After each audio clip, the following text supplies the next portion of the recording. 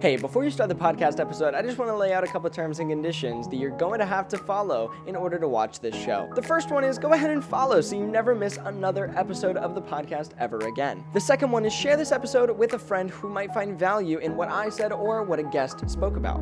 And the third one is go ahead, if you haven't already, write a review for the podcast. It's one of the only ways that this podcast gets shown to other people and we get to grow the show organically. And without further ado, let's get you into the next episode of Not Another Podcast. I hope you enjoy.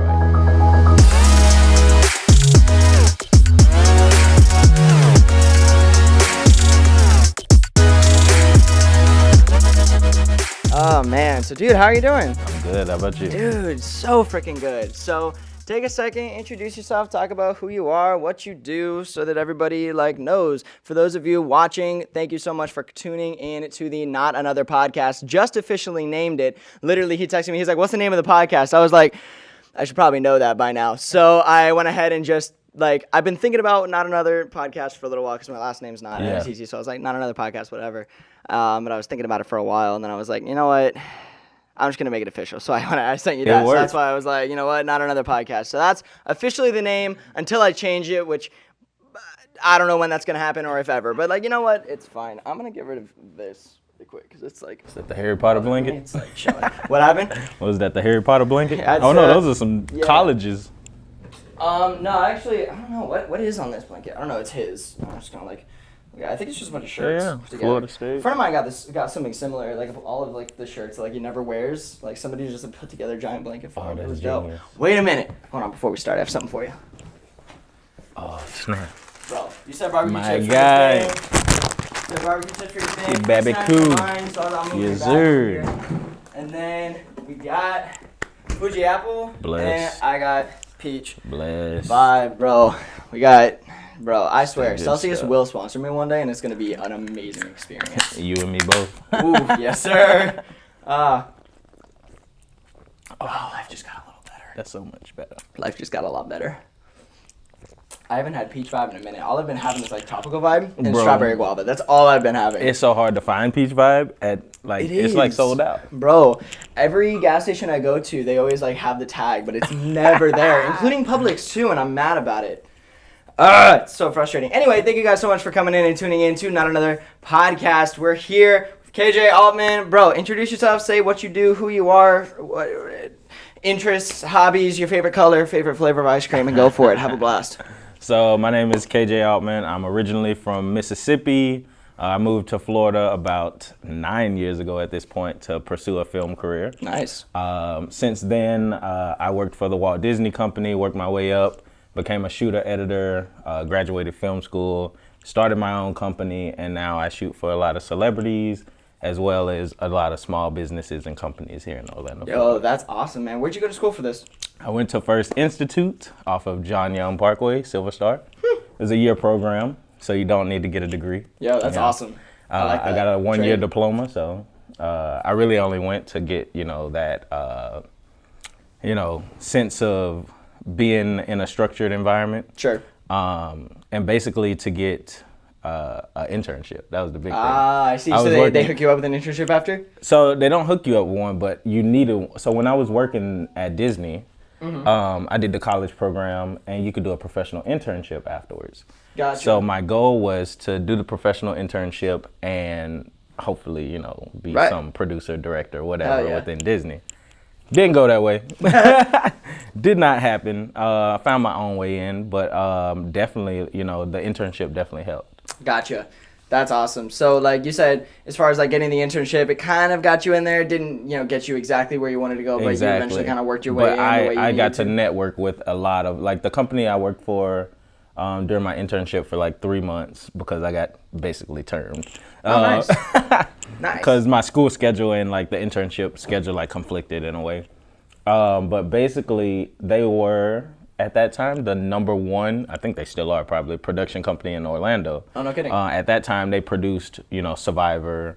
They had done all of Universal's productions until they got in-house. Nice. So anything you saw for the theme park industry, they pretty much done. That's dope. Yeah, so I got to be on some cool sets, got to see the editing side of some things, and then, from that, left with some contact. That's so freaking dope. What made you decide you wanted to like do something like this, like be behind the camera? Like how long have you been like doing it? Because you said you moved here 9 years ago to pursue it, but obviously there was some time before that where you were doing stuff and you were like, I need to do something like this. Where did that kind of like come in? I would say it was my last semester in junior college in Mississippi. I went to school for graphics design. So my last project was literally a video creation project. Oh, nice. So for we had to, design? Yeah, it was very weird. I was like, we don't know anything about video, but he was like, we're gonna do a video project, and I was like, I don't even have a camera. He probably went on YouTube and was like, this is cool. Right? My teacher was like tripping. I was like,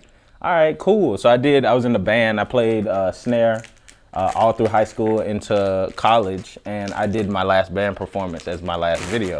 Nice. So that was like what got me into it. I love the process of editing, and from there I was looking for a way for that to pay for me to go to film school. So I started doing a bunch of commercial contests. So I did like the Doritos Crash the Super Bowl contest like every year. Yo, that's awesome.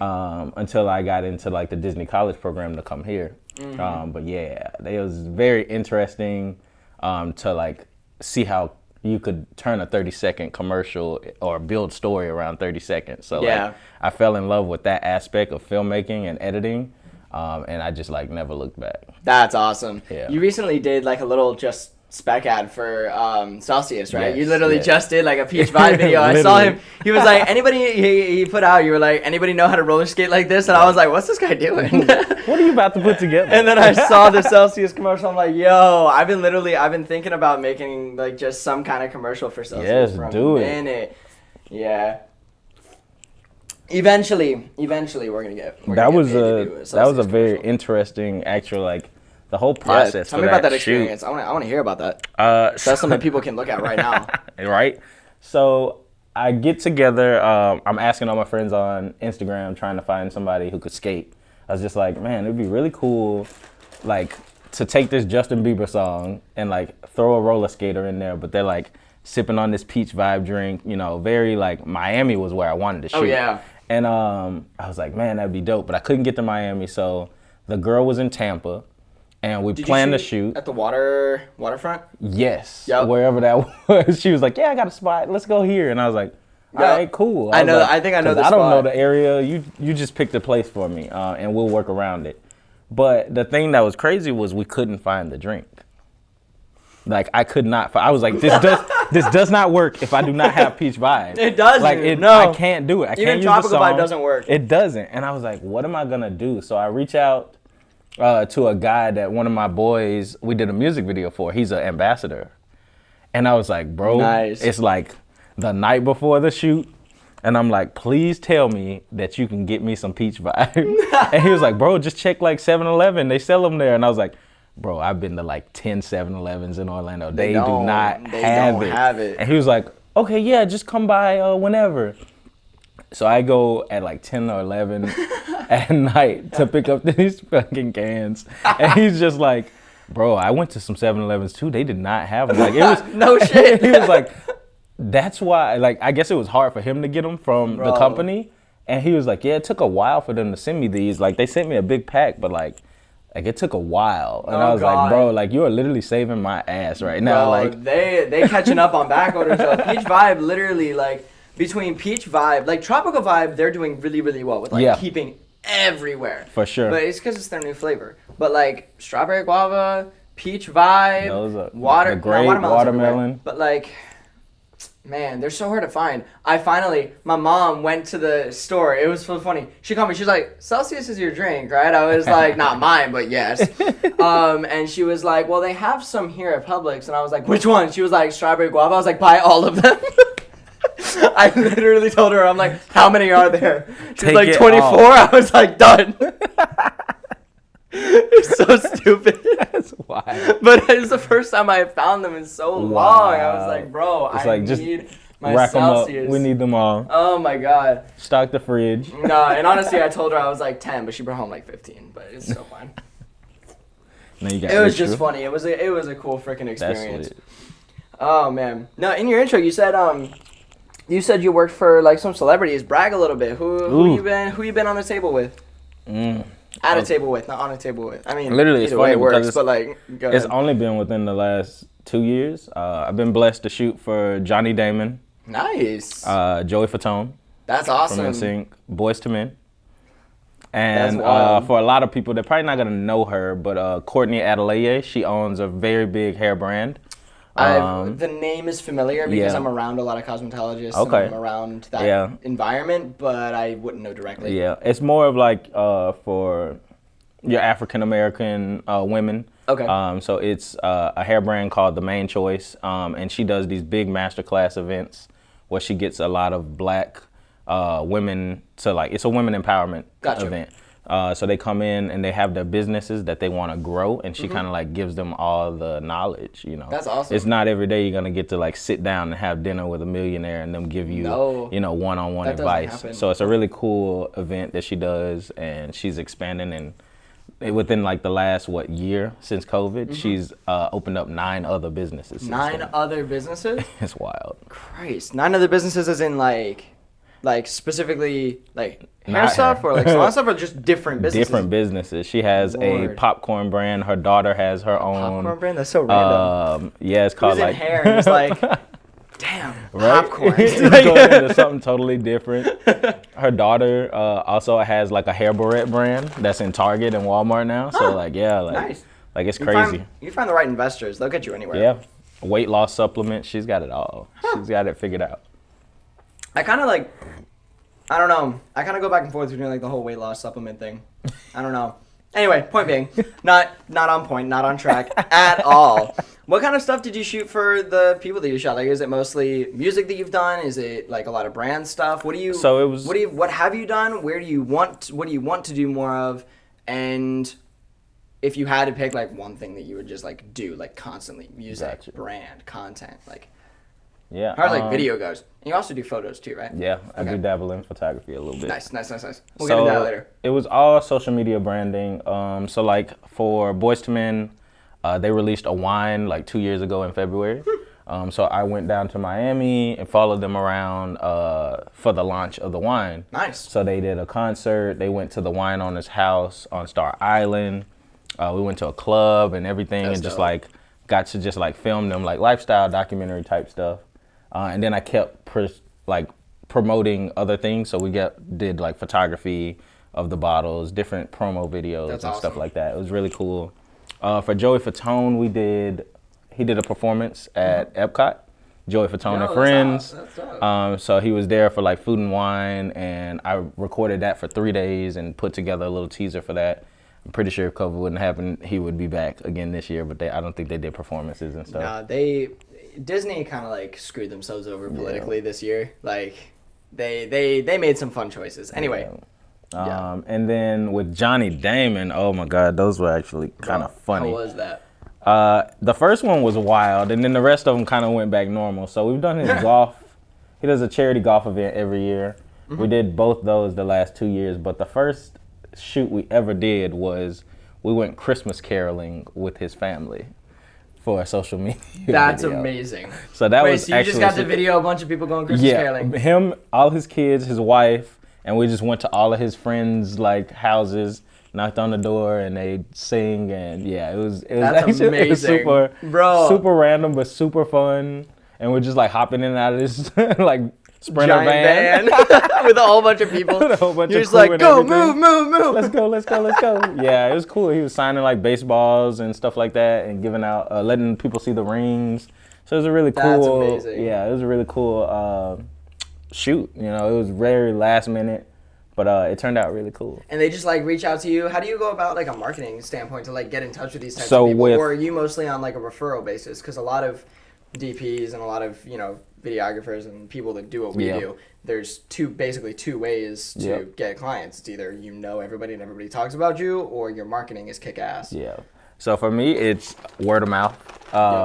So for all of the celebrity clients, I have a good friend, Matt Mendel, and he's a musician, performer in the Orlando area, and he was kind of like my guy to send those clients to me. So he worked with Boyz II Men's manager. He's like his assistant.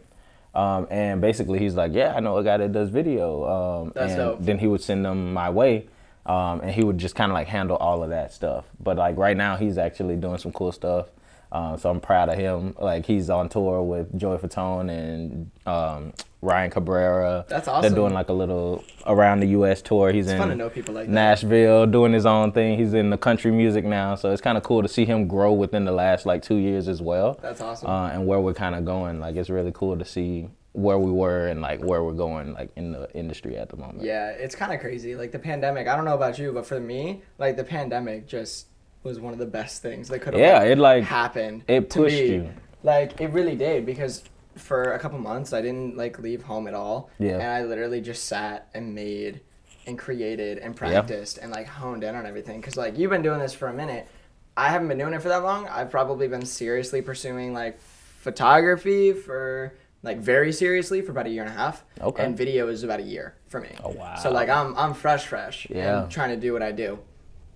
And like just being forced to be at the house, sit down, And create. work, grind, practice every single day, it makes a massive Oh, difference. yeah. And plus, with the pandemic, so many new businesses started, so many people Yep. started becoming content creators over everything. Yep. So more and more people need the types of services that like, we're Exactly. putting out there. Everybody's like, I need a videographer. I'm like, okay. It's like, I got you. I'm like, I'm right here. I'm like, pick me, coach, put me in. Bro. That's hilarious. It's so freaking dope. What would you say? That was a voice crack. Excuse that. But what would you say? What would you say is one of like your favorite experiences like today? The funniest, the best, the coolest. Like, what is just one of those experiences that while you were on site like filming, you're like, this is just incredible. Like being around the people that you were around, the equipment Yeah. you were using, the scenery you were in. Like, what is one of those experiences that like every time you think about it, you're just like in awe over like the fact that you got to do that? It's probably so like what is that? You can pick a few if you don't want to pick one. I know I couldn't pick one. It's probably gonna. This is like my. I always explain to people like it's my Cinderella moment because like I was at Disney, and when I was at Disney, my goal was to figure out how I could get into production. So like I started off in food and beverage in Disney. I spent 5 years in food and beverage. And within those 5 years, I landed a spot as a production assistant on set. So I would go and work different sets. I got to be on set of ABC's The Chew, the Yo. Christmas parade taping. Hell yeah. But before all that happened, I was in the crowd Nice. for the Christmas parade taping. A good friend of mine, she like had a ticket. She was like, "You want to go?" So I went. You're like, And yeah. Yeah. And I got to see all these performers perform. Like Neo was there, Jason Derulo. That's a insane. whole bunch of just like big celebrities. And I just remember looking in the crowd and just being like, seeing all the camera operators do their thing and be like, I'm gonna be there one day. I'm gonna be there next year is what I told myself. So the next year I was a PA on set. hell yeah. That's how much I the kind of go grinded. You know what I'm getting saying? me, man. That's what I did. Hell so yeah. Now, we flash forward, it's been a few years at this point. They're celebrating the 50th soon. And literally last week, I did an overnight for the 50th where I was shooting all the BTS content for the 50th celebration. So That's awesome. So you're like doing it yeah. now. So now I got that, I'm finally not just like the production assistant because that's never been my goal. I'm the cam op, and That's I've amazing. been able to do some cam op stuff within broadcasting, but now that I'm actually like me, myself, and my company like coming out Yeah. and doing some stuff, it's like super cool. Yeah, it is awesome when like somebody comes to like you because it's like your thing. Like Exactly. KJ 5600, like that's your brand, your name. For me, Exactly. it's not shots. When somebody comes to me and I'm like, that is my client. They are working with me. Exactly. It's the best feeling in the world. It's- Like it was good when like I got brought out to be a camera op for other people because it Yeah. was their client. I was just getting work, getting money, right? It's fulfilling because I'm behind the camera and I get Yeah. to do that. But like But at the same time, nothing. I can't get enough of the business side of it. yeah, exactly. I can't get enough of that. And also, you're working for them, so like, you can't even really like network with those can't. people. Nope, you like can't. you can't. You can build the relationship, but like, at the same time, it's kind of like that boundary where like you could step on toes type thing. So you have to Yeah. kind of represent their brand and not your brand. Yup. Like for reference, like I got brought out to be a PA on set for like 2 days. I shot with Mammoth Van Halen when they did their video set that aired on God, I forget what channels they did, but Eddie Van Halen's son, their band, they like recorded and then whatever. I was on set for that whole recording thing in their entire recording set, and I was a PA on set for that, as well as Seven Dust. Yeah, I was on set with them. As a PA again for the same company that was shooting before. He just got in the place in, OPAV in Orlando? Yeah, we shot there. Oh, wow. I was there with Odd Life Studios. And I know the guy that runs Odd Life Studio. He brought me in. He was like, "You want to be a PA?" I was like, "Huh." Yeah. So I was like, yeah. The guy that brought me in was literally like, "This could be a massive." He's like, "I can't tell you everything yet because that's like how you know. they can't tell who's like on the set. They're like, we just have a massive. This could be a big exposure thing. It's really, really great. Here's the pay. Do you want to come?" I was like, And I got there, and they're like, "It's Seven Dust." I was like, "What?" Anyway, I was like. So, point being, I got on set, but I'm sitting there and I'm like, during like takes and stuff, all I really have to do is be an available set of hands. Yeah. But I don't always have to, like, during a take, there's nothing that I'm really going to have to do unless there's an emergency, but I've got an earpiece in, so if they need me, they can call me. So I brought my camera in, and I took some pictures on set. Oh my God. I was so mad because I was like, I'm taking these pictures, and I'm about to send them to the guys at Odd Life to send to them, and I'm like, I wish I could network that, but dang. Nah, you can, it's fine, but it'll work out, you know what I mean? Yeah, but it was just awesome to like be on a set like that. I want to see if I can pull up one of the pictures because being on a set like that, like it changes. Bro, it's they're doing like they do the live edits. Like they do the live edits there. There was one of those. They literally had like 7 cameras on this guy. They had they probably had a jib out there. They had a giant ass jib. It was massive. That's what she said. But on wheels. It was giant, and it had a camera that was bigger than my house on it. Like goodness. But like got some pictures like that in there. Oh, bro.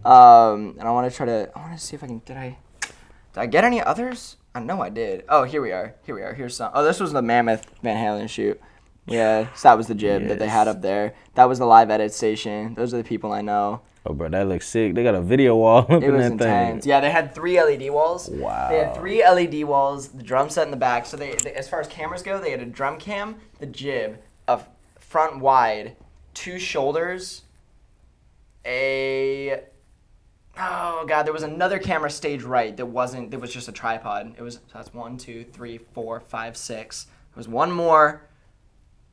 Oh, it was another still, but it was a crop. There were 7 cameras on this thing, and this guy is sitting in front of this giant screen with all 7 thumbnails or 6 thumbnails just in like, front of him, and he's got his one. fingers on the keys, and he's saying preview in, and he's doing a live edit right there. His edit aired on freaking. It was wild. That's wild. I was like, bro, this is freaking like next level, and I'm looking, I'm like. I don't even have a high enough net worth to be in this room. Like that's what I was saying. That's what I was saying to myself. I'm like, if I trip and fall, I break equipment worth more than me. Like, it was wild, dude. Oh, that's funny. But experiences like that, man, like it changes you, and you're like sitting there, and you're those like, are like, oh my God, I just couldn't stop imagining. I'm like, what if this was me? Like, what if it could be me? And I'm like, it will be me at some point. It's just like. I need it to be now. Anyway, I'm impatient. It's fine. Time. Man, dude, yeah. So working for Disney, working for all these people. You said only in the last like 2 years is really when you started like really nailing in like your own clients for your own things and stuff. For Disney, within the last 2 years, I legalized my company in 2018. So from 2018 till now was when it got like. I'm still just working under a fancy name. Serious. Yeah.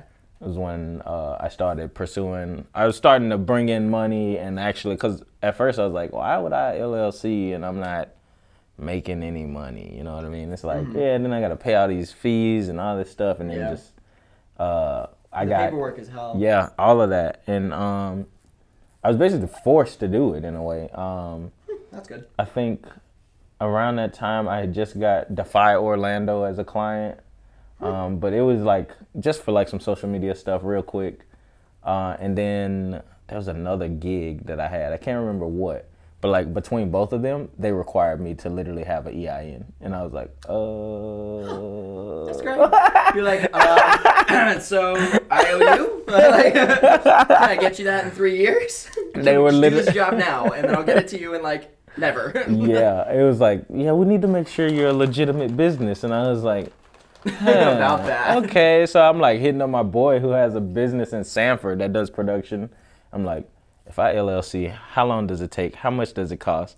What all do I need to do? And he's like, oh man, it takes like 2 seconds. Like get online, register the name, and then you're good. And I was like, that's it? It's like $150 or like $250 or something like that. Yeah, it was very cheap. And I was like, oh, okay, sounds good. And then nobody told me I needed insurance. Yup, you need that. Yeah, you need that. So from that, it's so complicated. Keep it going.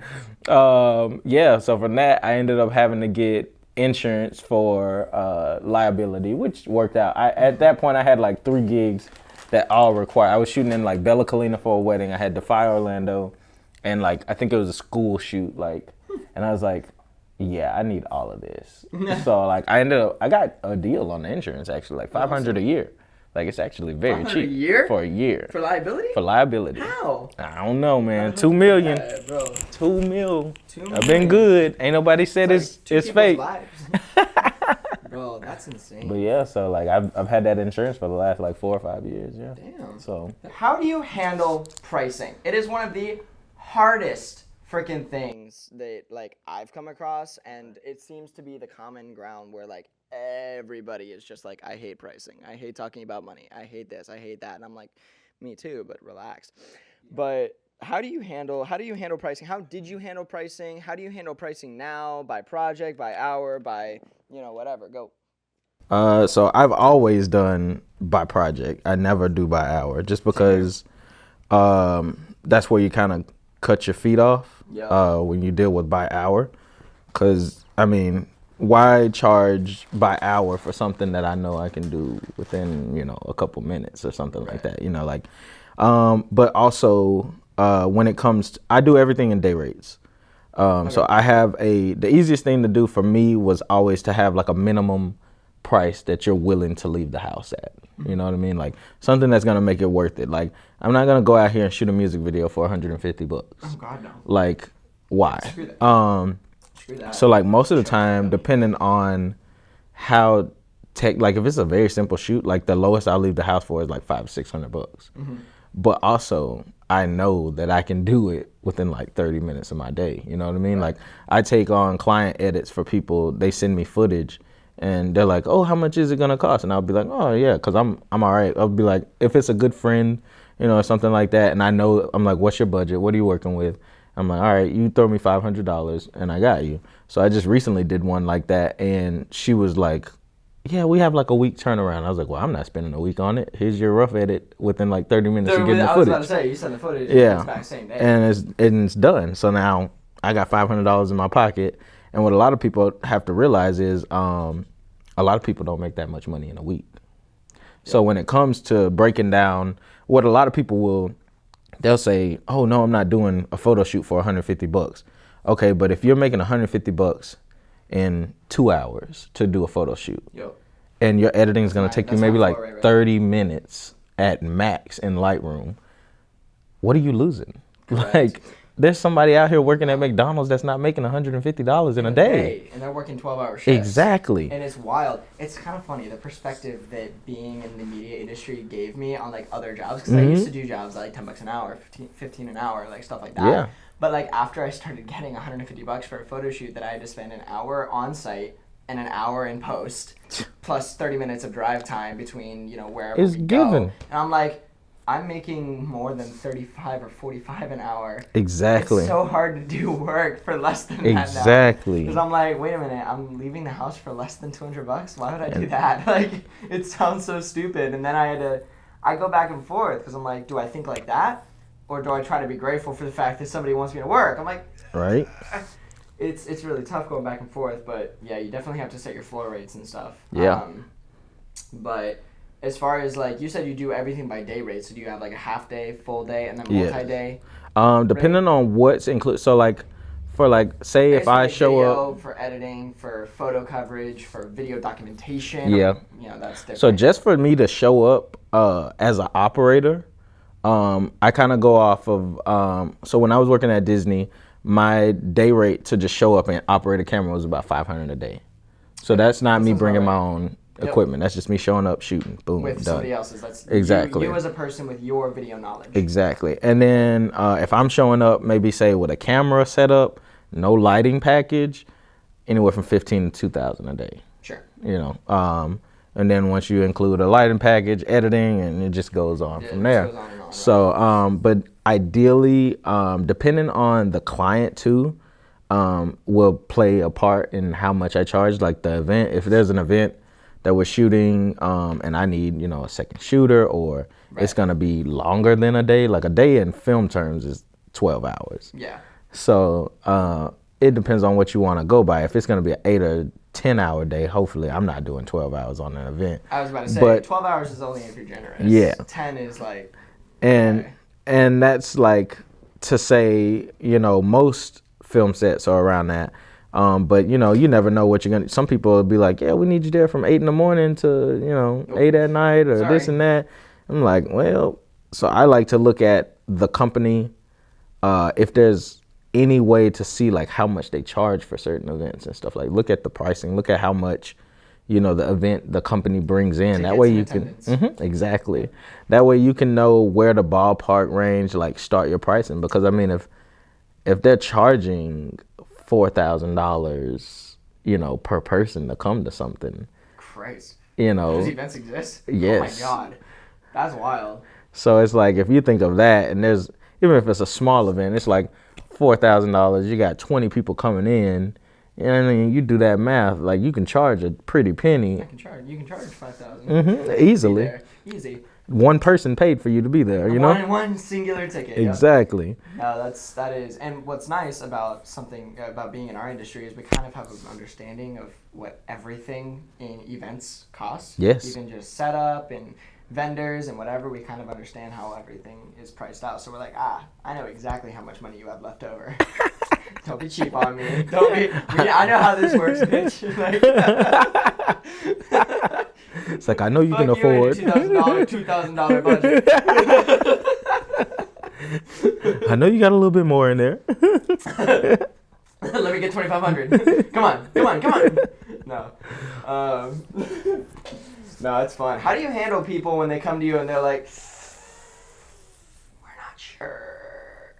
Like what the budget is? When they come to you, no, when you give them a price and they're like, we'll see. So ideally, but like they really want you, but they're like kind of going. Have you ever had anybody kind of go back and forth with you about like pricing because they're like, it's too much, screw you, and then you have to like work with that or sell them to leave or get them to agree? How do you handle that on a negotiation standpoint? So I haven't had them like go back and forth. Normally, what I'll lead with is like I'll give them a quote or a proposal. Which is laid out with all the things that are going to be included. And when I end that email, I normally say something like, if this doesn't fit within your budget, let me know what your price is, and then we can, finagle, not really finagle, but we can cut some stuff, We'll figure out what'll fit within that. Exactly. So it's like, yeah, you might want me for 10 hours, but if you can't afford me for 10 hours, I can do 5. Right. Or this or that. Or, well, you want 2 cams, maybe we can figure out how to do it with 1. So like the price changes that way. And a lot of people, as long as they're able to like kind of understand what the breakdown cost goes towards, instead of me just going in and being like, yeah, it's going to be $5,000 for me to be here for 10 hours.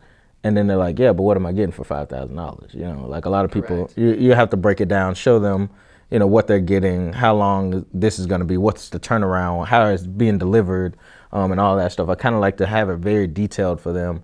But I haven't had a lot of people go back and forth. I have a couple people, like I did, oh God, it was during the pandemic. I had a client that came, they had a, like a drink tray, but they did it as, like you can put your hand in it and you can go like different ways with it and it doesn't spill.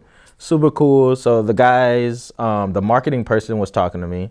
They didn't know what their budget was. So she was like, send me a quote for everything. So I think I gave her a quote at $2,500 and they answered back and said 25 was a little out of their budget range. could I do 2? Done. It's like, all right, cool. We can do 2, but you're not going to get photography, you know, or whatever else you wanted. So, I mean, at that point, you know, I think we had it scheduled for it to be like a 8-hour day. We finished the shoot in 4. Nice. So. That's awesome. $2,000 in 4 hours. That's somebody's. That's not bad. That's not bad. That's a whole month's rent right there. Exactly. So at the end of the day. Yeah. What do you typically do for like turnaround time? Because you mentioned that you're like turnaround time, this and that. Yes. You know, you give your timelines, but like if you have a large influx of projects, obviously you can't do same day, next day by nature. But like, what's your guarantee? Like, you know you're gonna have it in this amount of time. What's your like, oh shit buffer? So that's like small projects, I normally give them. Oh, I was messing around with that. Let me know. You're good. I'm normally like a week turnaround for most projects. But I don't tell them that I can do it faster. I don't tell people how fast I am. And that comes for everything, even weddings. Like recently, I was in Puerto Rico. Nice. You told me about that. You told me you were going on the show. That's why I couldn't get you in here sooner. Yeah. I was a bro. Getting you in here, I was like, dang it. So I shot a wedding in Puerto Rico, and while I was there, I took like basically a 6-day vacation. So they flew me out. Me and my second shooter, we had a hotel and everything. And the next day after the wedding, I gave them a teaser. That's dope. Like next day, like they were still on their honeymoon type thing, you know. Yep. And that's like a little thing that I like to like offer, but I don't tell people I offer it. You know, certain things like depending on, especially with weddings, because it's a very, you know, they're still in that moment, so you want them to refer you, and by that, just that alone, they're gonna be like, yo, this guy literally had a freaking teaser for me. The night of or the next day or whatever, I'm still on my honeymoon. It's like we coming. It's promising one lollipop and getting 2. Exactly. Getting 2. You know, it's yeah, absolutely. So ideally, that's like, I normally have like a longer, depending on the types of projects. But some people ask for certain deliverables too, like the one I was talking about, the masterclass events, all of that stuff, same day turnaround. So that was on-site editing, which is cool because I'm used to it. I shoot for a dance convention year-round as well. That's awesome. So I travel with Intrigue, and on-site I literally do recaps and class videos all within the same day. That's wild. Yeah, a lot of the videographers do that. I know the guy that I attended Revel back in August. Yeah. And, that guy was pumping out like videos constantly. I saw their social media feed popping off while I was still there. Got to. Like, how you doing this? Yeah. Like, how are you not dead? I was almost at Revel. Yeah? Yeah. Ooh. I was almost there. There's no bad blood. I was just, it was just, it just didn't fit. I didn't like the vibe of that side of the where I've been with Intrigue, you know, they're kind of like family to me. And there was just certain things that every dance convention does a little different, you know what I mean? And that just didn't just quite fit with my style of shooting and what I like to produce. So like at Intrigue, I have a lot of creative freedom, and with there, I would have kind of lost that creative freedom, which is cool. It's their company, not mine. But at the same time, I like that at Intrigue, they kind of let me figure out what their look is, you know? That's awesome. That's good. So you got to kind of develop that. Yeah. And you had a lot of control over their social media feed. Exactly. That's really, really cool. Which is super cool because I get to ultimately decide where we go forward. Like I feel like I'm probably, everybody does these like interviews now. I'm pretty sure I was one of the first ones to do those interviews. Oh, yeah? Yeah, like I started doing assistant interviews and stuff like that. So I would, especially because some of the assistants would be on like TV shows and stuff. Like one of the girls I interviewed, she was just on like World of Dance when I first started. So I like interviewed her. At Revel, we had the one guy, can't remember his name. Probably Gino. He was on Gino, yeah, Gino. It's my boy. Yeah, Gino, yeah. That's my boy. He was on So You Think You Can Dance. And he was like, yo, I was like, this is dope. I'm learning from him. Anyway, it was cool. He's dope. It was super cool. I liked his hair. I was like, me too. It was fun. That was like the phase, like my hair wasn't quite long where like it looks nice, but it also wasn't like super short. It was in that weird in between phase still. So like I couldn't really put it up, so I had to wear like a do-rag, and it was like awful. Oh, snap! I'm trying to picture you in a do-rag, bro. He wore a hat, but I was like, you got the hat with the curls coming through. Yeah. Gino the GOAT though. Bro, I will say that wearing a mask at a convention like that was really tough. That's death, bro. Horrible. Death. It was awful. Half the time I would just keep it like on my chin. Like we'd start the dance and I'd be like, like I can breathe. It's like help. In the back, help. How did you get started with Intrigue? Funny. So what was that? Like 2017, 2018. I used to use this for marketing. I used to use this site called Gig Masters. And it's basically like The Knot or Wedding Wire, and people can look for videographers and reach out to you. So they found my work on Gig Masters, which I paid like $60 something a month for or something like that. And Kevin's mom, who is the other owner, the co-owners of Intrigue, messaged me after I just finished a shoot, and she was like, "Hi, this is blah blah blah with Intrigue," and I was like, "Oh, okay," and she's like, and I was like, "Hi, this is Kelvin," and it took her a minute to realize what I said my name was. She was like, "What'd you say your name was?" And I was like, "Kelvin," and she was like, "Oh, I thought you said Kevin. That's my son's name." And I was like, because my name is Kelvin Aultman, and his name is Kevin Aubin. So, it's so close when I answered. No. She was like, "Oh, I thought, that was so weird." But long story short, so she calls me. She tells me about this nationals event they have going on in Orlando, how many days it is. And at that point, I was like working my 9 to 5, and it like kind of went in the days that I was at work. Mm-hmm. And I was like, I mean, it's worth it, but I don't even know this company. I don't know nothing about dance. I was like shooting dance, but not like all the time. Right. So I was like, do I take it? So I was like, can I like split it? Can I get like one of my second shooters to shoot like 2 days and I shoot the other 2 days? And they were like, about it at first. And then I was like, you know what? Forget it. I'm gonna find some excuse. So I didn't call in to work, but I like took some vacation days. I was like, I didn't call in, but I was like, I'm gonna use my vacation days. So I took 4 days off, did the event with them, loved it, and I was like, dang, this is super cool. Like, how often do you guys do this? And she was like, oh, we travel year round. And I was like, wait, what? She was like, yeah, so if you want to do some other cities, we can talk on the off season. And basically that led to me traveling with them for the last 3 years. Freaking awesome. Yeah, it was such an amazing experience. I mean, I don't think I'd ever traveled outside of Mississippi, Florida, Atlanta, and Louisiana. And from that gig, I've seen so much of the U.S. And that's awesome. I've been to Costa Rica, Mexico, like 3 or 4 times. Yeah, they do international cities, so it's like super cool that I'm able to like travel the world through a dance gig. You know what I mean?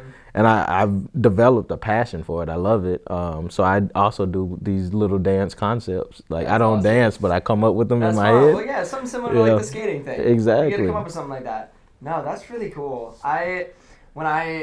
Because you know Evan, right? Yes. You know Evan, yeah. He and I asked him if he wanted to be here today. He had a I did too. He told me, I was like, you coming? He was like, yo, Kay texted me. I was like, he did? I was like, how did you know you were going to be there? I was like, what? I was like, because I didn't know that you knew that I knew him. So I was like, what? Anyway, but when he and I were talking about it, and then he was talking about like the videographer at Rebel, and I was like, wait, hold on, dance conventions have videographers? I was like, that's super dope.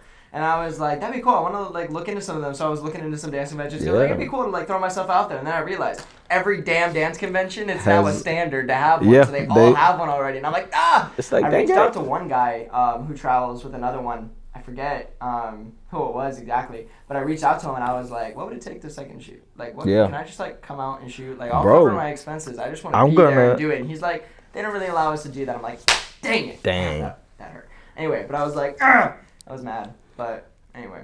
100%, I would continue doing that. And I'm going to tell you why. Because, so like through the last like 2 or 3 years, I've been getting into mentoring. And I kind of want to find a way to do that back at home somehow. Mm-hmm. So I have a 17, she's like 16, 17-year-old in Carolina. Mm-hmm. So when I did Intrigue's convention in Spartanburg, this girl hit me up on Instagram and was like, hey, like, I love your work for Intrigue. Can I like pick your brain? And I was like, sure, whatevs. So I was like, I'll be at the convention this day, just come find me whenever. So she comes find me and she's like, so I have a question, literally just what you asked me. How did you start shooting for Intrigue? And I was like, honestly, they reached out to me. But I was like, but for you, since you're learning and wanting to learn and want to get in that industry, I would just like reach out to them. Because you have the work, you know, you are a dancer, you understand dance. Yeah. It's like, and you're looking to learn, nobody's going to turn you down for free, first of all. But since then, she now shoots for Force. She's got her own dance photography company. She upgraded equipment. She shoots on an R6 now. Like, she's making bank, and I'm proud of her. Like, that's amazing, all from that one little, and she always asks me for like little advice. And she's shooting for like 2 or 3 different dance companies, like conventions. Like, she's hustling. She's traveling. She's working. And like, shoot, she got more followers on Instagram than me at this point. Bro, like, she's, like, yo, it's she's. Funny, the dance world, people like, if you become known by like one person, you just everybody knows you. Exactly. Like Evan, he won Pro Rebel of the Year at Rebel, and the second that happened, I mean, it was his phone didn't stop for like 2 days. I was like, I need to get that. Anyway, I was like, yeah, man, it's wild, dude. The networking in this industry is insane. Yeah, so I would definitely do that. Just like keep reaching out. Like, you see a company that you're interested in, you want to work with, like, hey, just let them know. Like, hey, I want to find a way to work with you guys somehow. Like, even if I gotta fly out to this convention for free, like, to work just to show you my worth within your company, like, I'm about it. That's it. Yeah, that's it. Because once you show them what you can do, you might be better than the other guy. No offense to the other guy, but no offense to be like cocky or anything like that, or you know. But that's what happens. You get jobs. You get better than the last guy. And a lot of people get comfortable. You're always better than somebody, and you're always worse. And there's always somebody. You're always better than someone, and somebody's always better than you. Yep. All you got to do is be the one that they find. Exactly, and just keep pushing. The world. I mean, just at every turn, there's like opportunity there, opportunity here. Everything that you're doing, it's like all you got to do is make yourself available to it and chase it. You know, a lot of people expect things to just like fall into their lap or whatever, but like you gotta chase it. You have to make the opportunity come to you. You can't just sit. That's my motto. Really? That's my motto right there. Yes, sir. I don't like to wait for opportunity. No. And I've always done that. When I was finishing film school, I used to hate going into interviews and getting second best or not good enough. And I was just like, this is ridiculous. Like, I got a degree, I got the experience, and you get all the way to the end for them to tell you, oh, I'm sorry, we went with someone with a different skill set. I'm like, what skill set? What skill set? What set him apart from me? Like, what made him better than me? Like, explain that to me. So after that, I just like, I started opening up my own. I started reaching out and wanting to work. I did it myself. Exactly. Exactly that. Stubborn. It's like, all right, cool. I'm not applying for no jobs no more. I'm gonna go get the clients for myself and create what I want, you know. And that's what it's about. Ultimately, like, I don't feel like waiting for a door to open. You know, everybody's like, oh, like a lot of people. I knew, like, when I was on my internship, I was the only person that wasn't in a degree program. There were 6 of us. Damn. All 5 of the other interns were UCF seniors and junior graduates. Woo. They all had spent upwards to $100,000 on, that's about what it is. You know, school. I'm over here spending $13,000. How I got that internship, I don't know. You know, I don't know. It might just be skill. I'm not sure yet. There was something there. That's what she said. She was like, you knew more than, you know, some of these kids that were about to graduate school. I had more experience. I had this and that. And I was like, I'm just looking to learn, get in here and see where it takes me, you know, at the end of the day. And that's the other thing. You know, they get out there, Full Sail students are a big example. They spend hundreds of thousands of dollars to be in debt to think that they're entitled to a job after graduating. It's like it's because people still believe that a piece of paper is actually worth something. it's not, especially not in this industry. No, God, no. God, no. That's why I'm not doing it. Smart man, Bro, don't yeah, spend I it. got out of high school and I was like, why go back to school? Why would I Exactly. do that to If myself? you're gonna spend that money on anything, spend it on gear. That's what I'm saying. Spend it bro. on gear, get like, on gear's set. expensive enough. I'm not going in debt. I'm Right. going in debt again. I'm not doing double debt. That's not what's happening. And at least if you get in debt, you can sell the equipment. You can't sell that diploma. Stuck with it. You can't Stuck. sell that damn diploma. Can't sell That it. piece of paper on your lawn ain't worth jack shit. Nothing. Oh, man. You get into a bind, at least you can sell a camera or two, you know what I mean? Yeah. Oh, man. That's funny. I never heard that before. That's funny, man. That's funny, man. Oh, man. Dude. You can't sell a diploma. That's funny. No, I'm not doing double debt. That's not what we're doing. No, that ain't for me. But Don't do it. no, back to like the whole opportunity thing, like what you were talking about, reaching out, talking to people, doing stuff for free. I really want to do like more music. Like, Okay. I want to be involved with more like, you know, musicians, artists, more. I want to do more like independent artists. Yes. Like people that are kind of like doing their own thing and doing it well, crushing it on like social media and stuff, making money from their music, that type of deal. Have you ever heard of a guy? Are you on TikTok a lot? I am a little bit, but Do you have a lot of like music artists on your page and stuff? Do you know of a guy named Caleb Hearn? I haven't heard of it. Okay, that's fine. He's a guy that came up in my feed, and I was like, "Yo, this guy's really good." Yeah. And I don't know if you saw it all in like any of my social posts or my stories or anything, but I recently like went out to work with him because what I did was I was like, I need to be involved in more music. I was like, I have to be involved. I was like, I have to because I'm a musical theater performer. Like that's my main thing. Like I do the you know tech stuff right now just because like it was convenient during the pandemic and I really have found a passion for it and I love it so much. But musical theater, performing arts, acting, that's really where I'm at. And I'm eventually going to work my way back into that once it's an opportune time for me and once everything makes sense. But point being is like I have to be around it again because it's killing me not doing that. And I want to do more like music stuff because I've done a music video in the past for this other band called Kid Aim Arcade.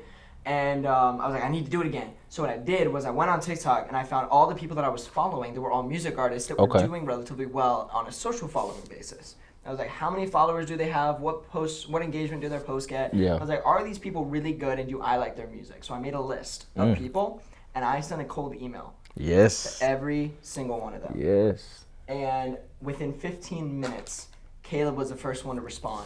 And he was like, I was like, in the email, I mean, it was a little bit longer. I think I kept it to like 2 short paragraphs. Like 6 or 7 sentences, just basically saying, hey, I'm getting my name out there. I think I'm okay at what I do.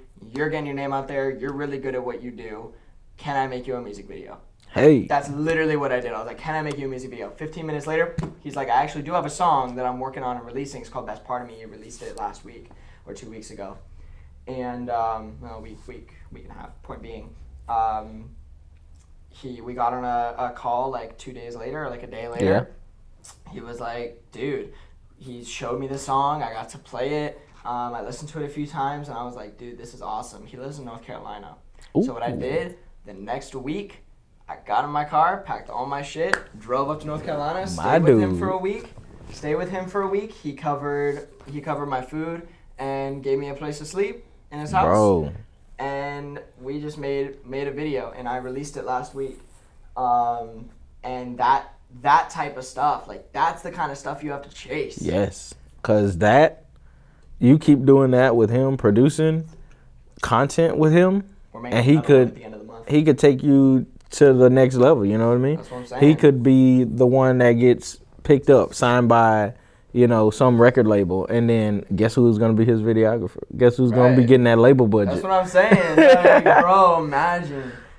But we also are talking about it, and this episode will probably be out long after this, so I'm okay to say it because it'll be public by then. We're doing another one at the end of this month, like September, at the end of the month. We're making another music video because he sent me another song already that he worked on in LA last week.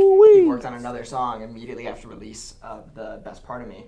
And he sent it out, and he was like, "What do you think of this?" And I was like, "Drop it." And he was like, "Okay." So I was like, "Can we make a video for it?" So we're going to Georgia end of this month, that's gonna be dope. And we're gonna film there.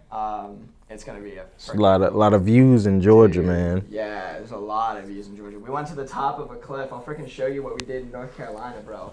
It was see that thing. intense. We let me try to. Here we are. Let me see if I can get some of these views up here.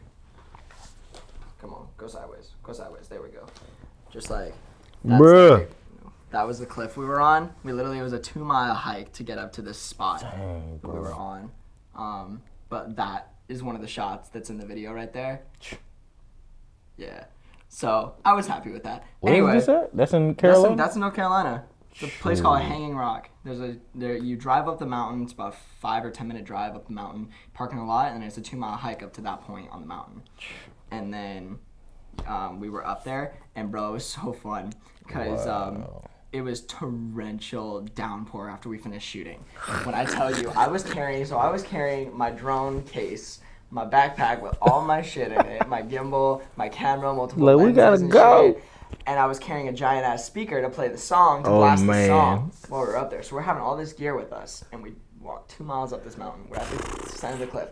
About 2 hours later, we finished shooting. And I look up, and I'm about to put the drone up again to grab some like last minute shots. Yeah. And I look over, Florida man in me's kicking in. I'm like, that's rain.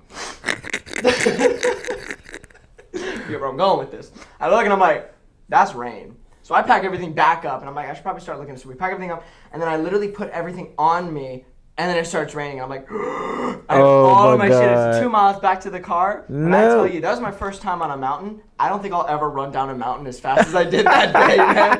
I don't think. I'm sprinting. Got that rain motivation? I took the rain cover out of my camera bag because I was trusting the thickness of my camera bag to keep my stuff dry. The speaker, not so much. So I took the rain cover off my bag and put it on the speaker, and I yelled at Caleb. I was like, take it, because Caleb was there.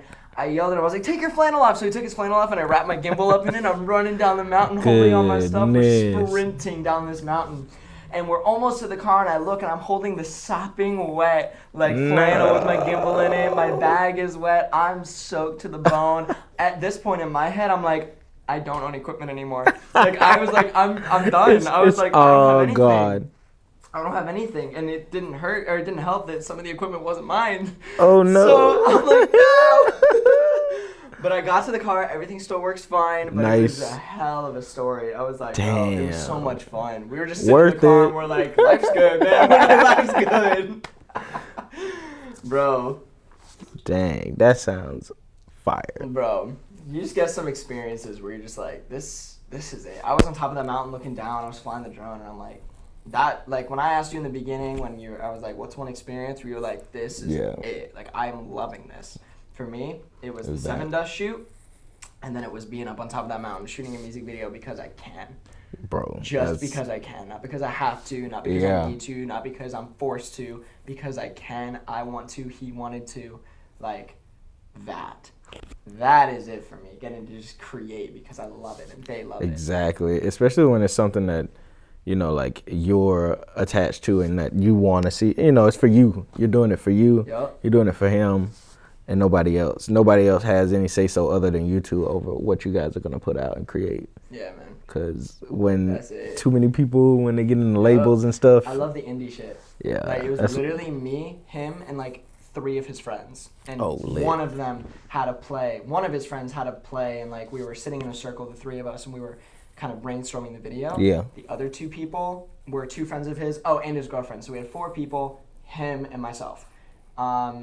One of them was involved in the brainstorming process, and then the other 2, and then his girlfriend were just in it, like acting in it.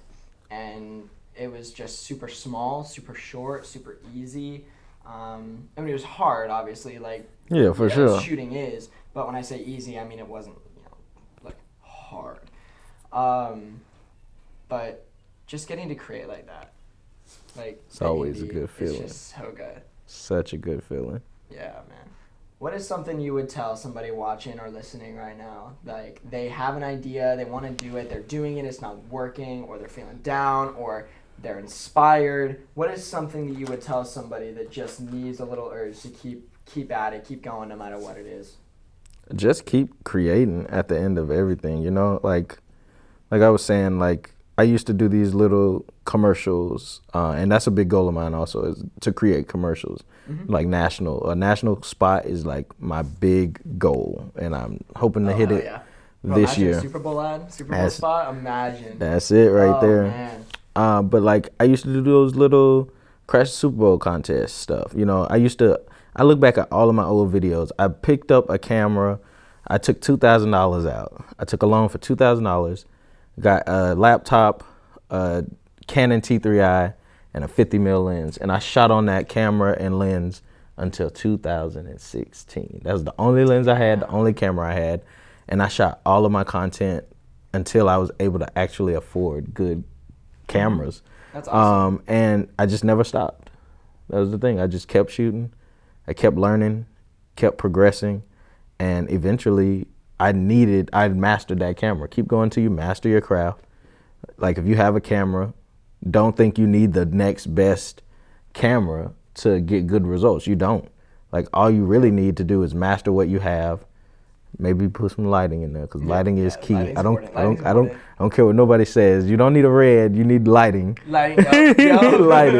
You don't need a $50,000 to $60,000 camera to create good stuff. You just need good lighting. Good lighting. But regardless, just do not quit. Like I did that contest every year, knowing that I was not even close to as good as the people that were entering. But I just wanted to be seen. I just wanted my visions to be seen and heard. So I created every year, and I look back at that stuff and I was like, man, this is trash. But but at the end of the day, like I learned so much from all of those little shoots. I rented out when I moved down here, I rented out a whole Senior Frogs for free. Like they let me shoot in Senior Frogs. I had a dude that did professional sound, and I'm in there with a T3i, no lighting, and I'm out here shooting a Doritos commercial thinking it's gonna win. I'm like, this idea is great. It's gonna be the best. I had actors, I had everything. And then I finished it and I was like happy with it, but I knew it wasn't commercial quality. I still put the time in, I put the work in, I put it out, and I just kept going. And the more you create, the more you do, the better you get. And that's how it works, you know? If you don't do it, you can't, like people talk about it all the time. They wanna wait till they get all the right equipment to shoot their first film. For what? You're still it's gonna suck. They don't know how to use it. Exactly. They don't understand. It's gonna suck because you don't know anything. You've never shot before. You don't know how to operate the camera. You don't have lighting. You don't have any other things that you need. So that's my thing. Just keep shooting, keep pushing. Just don't stop, because the moment you stop, that's when you lose, man. The moment you stop. Yes, sir. You have any dream clients, dream sponsors, or dreams in general? Dream clients, dream sponsors, or dreams in general that you want to voice on vocal record for yourself in the future? Dream client, I got two, I think. Do it. I would love to work with Steve Harvey. Ooh, it's a big motivational. That'd be fun. It's big motivational, like, for people that, you know, you want to follow your dreams, quit your job, like anything. Like when I was first getting into like trying to charge for what I do, like he had this times 10 rule. It's like, or 100 rule. You do anything 100 times and you pick a price and then you make that much money. So like, say you start doing something for $10, you do it 100 times. Right. You know, bam, you got $100. And then you keep multiplying your things like that. So like you do a music video 10 times at $500. Now you got $5,000, and then you just keep, and that's how you like level up your pricing to a certain point. So like I used to watch a lot of his videos on just like quitting your 9-to-5 type thing, pursuing your dreams, and how to get out of certain things, you know. And I felt like I reflected, or like where he was when he was at my age was where I was. So like when I moved down here, I was 21, I was young, I was working at Disney, and all I wanted to do was party, you know what I mean? Yeah. Instead, where I should have been is like you at your age, where I was hustling. So it took me a while to get into that hustle mentality, but if I would have started off from the get-go out here, there's no telling where I'd be right now. So like now, with people that are young and they're able to get all this stuff at a young age, just like put in the work, hustle while you're young. That way you can be chilling when you're older, you know? And do whatever you want to, and whatever makes you happy. Yes, for Working sure. is what makes you happy, then. And then I think I would love to, you don't see them very often, but I would love to shoot like a Lamborghini ad campaign, or any type of ad, not necessarily it could be Lamborghini or like anything during like we said, the Super Bowl. So like any type of like commercial is where I really want to be. Commercial is like top of the list. I want to be known as like a national commercial director in DP. So I just want to commercial that people are like, who made that? Exactly. And then other than that, like right now, I'm about to start production on some like personal projects. I don't do a lot of those, and that's the thing that I really want to focus on this year is producing a lot of content that's for me. So I have a TV series that I'm hoping to shoot the pilot for. Hey, yes sir. Yeah, so Happy Trails. Hopefully we'll be starting casting soon. And it's going to be pretty interesting, and it's basically about 3 filmmakers who stumble upon a hidden community. Yeah, and some stuff goes south real quick. Hell yeah. So it should be really interesting. I'm excited. Do you have anything? Do you have it like written, like kind of on paper? Yeah, like it's a 25-minute episode. So that's awesome. The whole beginning script is done. I have a good friend of mine who is my college roommate. He's like my writer. I write down ideas and I send it to him, and he kind of like brings them to life. That's awesome. So yeah, we have 3 episodes done right now. We're gonna shoot the pilot episode. Locations are pretty much done. I just have to cast people and choose a shoot date at this point. That's so dope. But yeah, I can't wait to hear more about that. That's the goal. Hell yeah, man. Yeah. Hell yeah. That's freaking awesome. Dude, that's good. Thank you so much for coming on. Thanks so much for like sharing everything, for talking, for sharing your 2 cents on the industry, the world, perspective. All of that is really, really good. As a thank you for coming on, I want to offer, like, just on record, I want to do a BTS shoot for you, like, for free, like, whatever. If you have a shoot day that you're like, I need this documented, I'll come take pictures for you. Don't worry about anything. Bruh. So thank you so much for coming on. I appreciate you for your time, I appreciate you, man. Yes, sir. Yeah, dude. This is good. Thank you guys so much for like tuning in and watching the Not Another Podcast. Or if you're watching, thanks for watching Not Another Podcast instead of just listening. You know, it's cool. You put the extra effort in. If you guys did enjoy this podcast, please consider sharing it with somebody else who possibly is, you know, trying to pursue something and is not so sure about it, needs a little bit of inspiration, or if they are a videographer or photographer and need to hear what this guy has to say right here. Lots and lots of good stuff. Go follow him. Go ahead and plug your tags really quick on socials. Instagram, I am at KJ_5600K, and it's 5600K Productions on Facebook. I'm not on really TikTok and all that other stuff, but those are the most important ones. Hell yeah, man. This is good. Thank you guys so much for watching. I'll see you guys in the next episode of Not Another Podcast. We out. My God, that was awesome. Good, man.